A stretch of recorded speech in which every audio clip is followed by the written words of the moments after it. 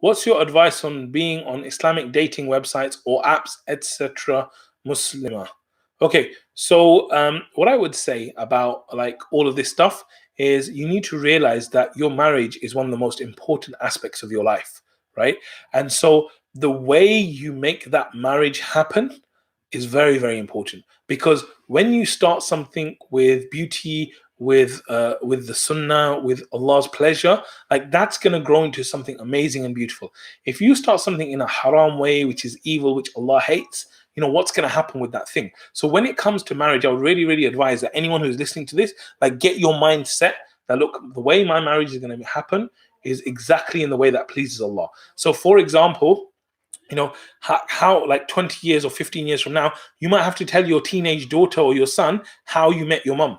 Okay, now, do you want the story to be, oh yeah, I was in a club and, you know, I saw her in the club at night? Is that what we want to tell our children? Obviously we don't, as Muslims, right? So think about how you want your love story and your marriage story to start.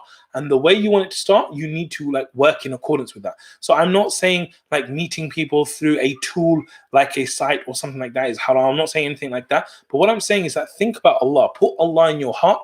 Put Allah and pleasing Him in the start of your heart, and do things with ihsan. Do things very well. Do things in a way that is pleasing to Allah. That is like a story that you'd be proud to tell your children, right? Children, this is how I met your mother. This is what happened. This is how it happened. And if you have that at the heart of your like what you're trying to do, I think it's always going to be beneficial. So when it comes to specific apps, you know, as a Muslim woman, it's important for you to include your mahram and all these kind of things. And I don't know the finer details of these apps and these websites, but I would just say that if you are a female, then it is definitely important for you to involve your mahram. And even if you're a male, like for you to involve your family and stuff, it's very, very important. I would advise that you don't get into long discussions and chats and pictures and all these kind of things with the opposite gender, because of all the kind of things that we mentioned. You know, the Quran is very like clear.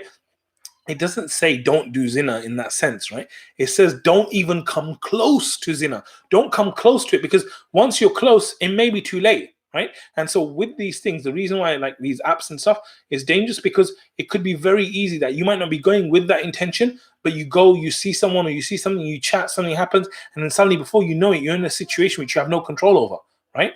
And so I would just say, just you know, taqwa before fatwa. Like have fear and consciousness of Allah when you're doing things, and consult with your parents. Say, Mom, Dad, you know, I want to get married. I'm looking for someone. What do you think about using this app? See what they think about it, right? My parents are on WhatsApp. That's quite cool, I think. So, alhamdulillah. May Allah make it easy for you and bless you guys. I mean.